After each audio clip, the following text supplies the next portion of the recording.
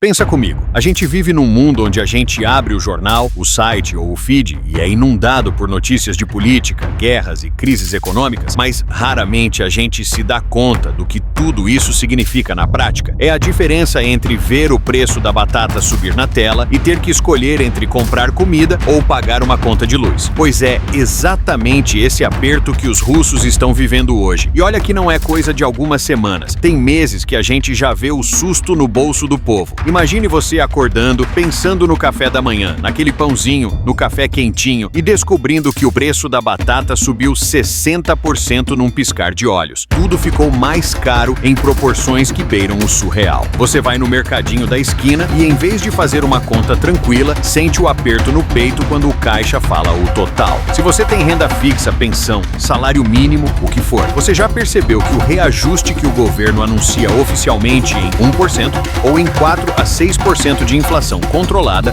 não bate com a realidade. Porque a inflação real, para quem vive de salário fixo, passa fácil dos 14%, chega aos 17%, e tem gente que diz, mas a média geral não pode ser tão alta assim. Pois é, para quem conta cada rublo, cada centavo, esse número faz toda essa diferença. O cenário fica ainda mais dramático quando a gente lembra do que aconteceu nos anos 90. Se você perguntar para um idoso russo, ele vai te contar as filas nos supermercados, o racionamento, a falta de pão, aquelas imagens de prateleiras vazias que parecem coisa de documentário antigo, voltaram a ser parte do cotidiano de muita gente. Sob a linha da pobreza, o Rosstat, uma agência oficial russa, indica que a taxa de pobreza foi de 9,5% em 2023, ou cerca de 13,5 milhões de pessoas. Só que ninguém fora da Rússia sabe se os dados batem ou não. Isso inclui aposentados, veteranos de guerra, famílias numerosas, pessoas com deficiência, todo mundo que, em tese, deveria ter uma rede de proteção social um pouco mais robusta. Mas o que ocorreu para chegar a esse estágio? O conflito na Ucrânia virou o jogo. Desde 2022, quando a Rússia intensificou a invasão em larga escala, boa parte do orçamento que antes era destinado a pensões, subsídios, transporte e programas sociais foi jogado no caldeirão da defesa. Milhares de milhões de dólares foram usados para reforçar o exército, comprar equipamentos, financiar a máquina de guerra. E o que sobrou para o povo foi uma economia completamente abalada, carente de investimento e sufocada pelas sanções internacionais. Sem poder importar insumos básicos, a produção interna não consegue abastecer o país inteiro com preços acessíveis. Para complicar ainda mais, 2/3 dos russos não têm sequer uma reserva financeira para recorrer em caso de emergência. Perder o emprego é sinônimo de arriscar tudo, desde a moradia até o alimento na mesa. E já tem gente indo às ruas pedir pão. Se formos olhar a geografia do país, as disparidades saltam aos olhos. Em Moscou e São Petersburgo, onde o custo de vida sempre foi elevado, o caos é menor, porque os salários costumam ser um pouco maiores e há mais infraestrutura. Mas nas regiões rurais e no Extremo Oriente, a história é outra. Largas distâncias, logística precária, transporte caro e oferta limitada. Ali, às vezes, não chega nem sequer repolho suficiente para encher o carrinho. Já na Sibéria ou nos enclaves do Cáucaso, a gente fala de populações que dependem de safras locais, e essas safras têm sido erráticas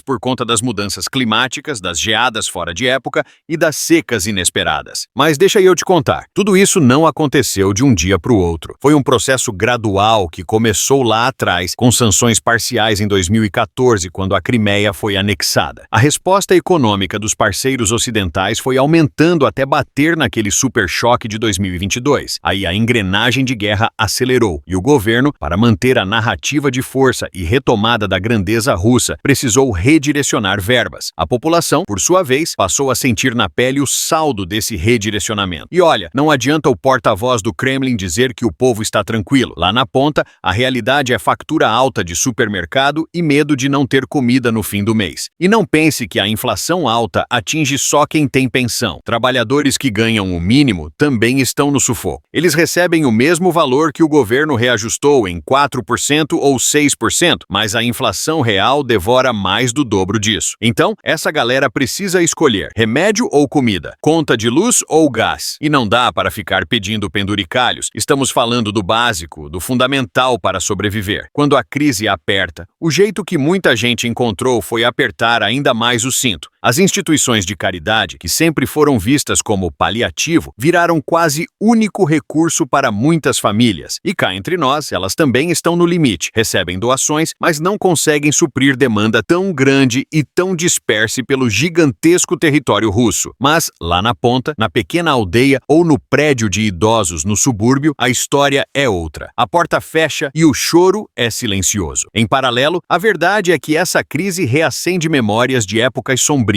Quem viveu o colapso econômico de 1991-1993 sabe do que estou falando. Fome, desespero, sensação de abandono. E quando uma situação crítica volta, desperta o pavor coletivo. Se levarmos em conta as políticas de auxílio, a situação não é das mais animadoras. Os programas existentes são burocráticos, lentos e muitas vezes insuficientes. Vouchers alimentares chegam tarde, com valor reduzido. Estoques estratégicos são mobilizados, mas logo se esgotam. E olha que, em tese, a Rússia tem tudo para produzir mais. É uma potência agrícola, com terras extensas e tecnologia em algumas regiões, mas sem fertilizantes importados, sem maquinário moderno e com infraestrutura comprometida pelas sanções, a produção desacelera. Além disso, a inflação do combustível e dos insumos faz com que, mesmo produzindo, o custo de transportar a produção até o consumidor final seja um balde de água fria no bolso do agricultor e do comerciante. No fim das contas, o conflito na Ucrânia, as sanções e a crise interna se unem num ciclo vicioso. Menos produção gera mais dependência de importações, quando possível, que por sua vez ficam mais caras ou são bloqueadas. Mas na ponta do lápis, o rublo vale menos do que o necessário para colocar comida na mesa. E pelo menos até que a guerra na Ucrânia acabe de fato, a economia russa seguirá pressionada. E quando nós falamos do conflito de maneira geral, então, no início de julho, o Serviço de Segurança da Ucrânia, SBU,